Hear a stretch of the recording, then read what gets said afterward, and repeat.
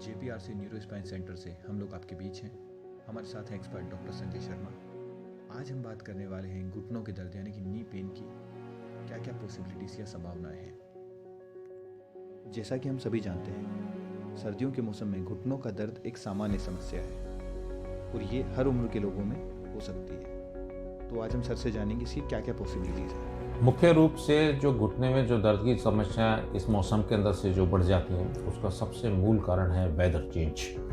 ठंड के अंदर से सारे जोड़ों की जो सप्लाई वगैरह होती है वो काफ़ी कम हो जाती है, कंस्ट्रिक्ट हो जाते हैं, स्टिफ हो जाते हैं, जिसके कारण दर्द की हमारी चीज़ जो क्वांटम है वो बढ़ जाता है। दूसरा चीज़ है कि इस ठंड के मौसम के अंदर से ज़्यादातर जो पेशेंट्स होते हैं वो इनएक्टिव हो जाते हैं, एक्सरसाइज वगैरह से बचते हैं, आराम में ज़्यादा वो रखते हैं विश्वास, तो इन सब के कारण भी दर्द अपने आप में बढ़ जाता है। तीसरा चीज़ ये होती है कि जो पुरानी जो कंडीशंस हैं जो जोड़ से संबंधित हैं, जो बीमारी जो हो रही है उनको आर्थराइटिस टाइप की जो है रूमेटॉइड आर्थराइटिस है, वो फ्लेयर अप हो जाते हैं ठंड के अंदर से। तो ये तीन मुख्य रूप से कारण हैं जिसके कारण मरीज को दर्द की जो मात्रा है वो बढ़ जाती है। जी सर, बहुत से मरीज हमें बताते हैं कि डॉक्टर ने उनके एक्सरे को देखकर बताया है कि उनके घुटने में ग्रीस कम हो गया है, गैप कम हो गया है। तो सर, क्या घुटने में एक्सरे को देखकर ये चीज़ बताना संभव है?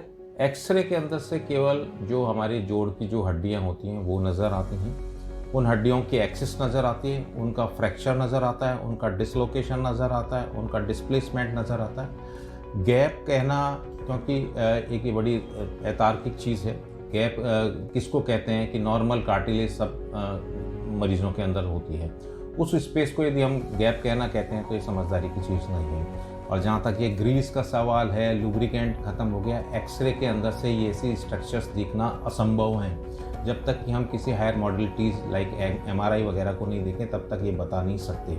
ये केवल अंदाज़ा है कि एक अमूमन भाषा में जब डॉक्टर के पास में जाते हैं तो वो यही कह देता है। हर मरीज के लिए एक यंग पेशेंट होता है, उसके अंदर से लुब्रिकेंट कहाँ से ख़त्म हो जाएगा, है ना।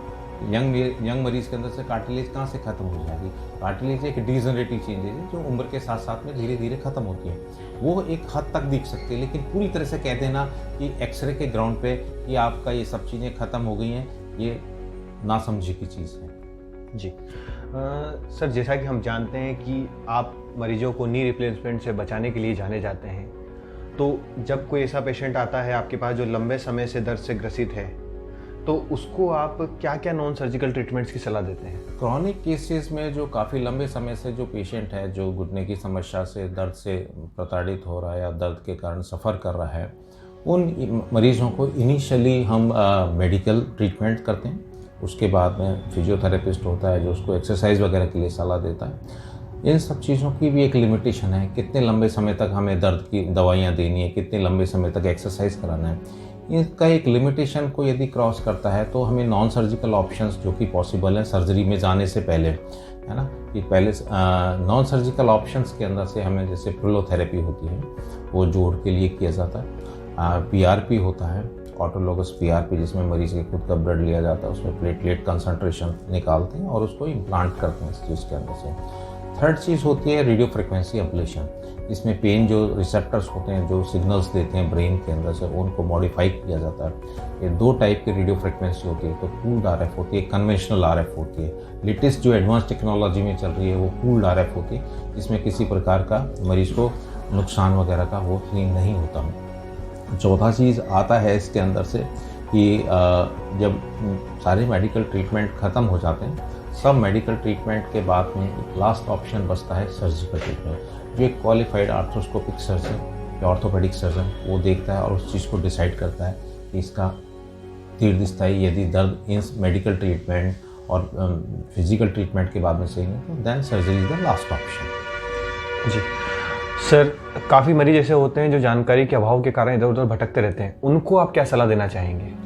कि आप कम से कम यदि किसी जोड़ से संबंधित कोई बीमारी है तो उसके लिए क्वालिफाइड एक ऑर्थोपेडिक सर्जन या पेन फिजिशियन उसको कंसल्ट करना चाहिए, जो पहले पूरा इवेलुएट करें कि हकीकत में आपका ट्रीटमेंट किस तरीके का होना चाहिए, मेडिकल ट्रीटमेंट जाना चाहिए, फिजिकल ट्रीटमेंट जाना चाहिए, सर्जिकल ट्रीटमेंट जाना चाहिए। अपने अंदाज से टीवी को देख के या अखबार को देख के या और किसी प्रकार की समाज जो सलाह है उसको दरकिनार करते हैं, क्योंकि इसमें फ़ायदा भी आपका ही है, नुकसान भी आपका है। इसलिए उचित माध्यम से उचित एक क्वालिफाइड डॉक्टर को ही आप कंसल्ट करें, वो बेहतर होगा। Okay, thank you so much sir, हमें इस तरह की जानकारी प्रदान करने के लिए। हम आशा करते हैं कि हमारे व्यूअर्स के लिए भी ये जानकारी काफ़ी हेल्पफुल होगी और उन्हें इस जानकारी के माध्यम से एक सही डॉक्टर को चूज़ करने में मदद मिलेगी। Thank you sir. Thank you.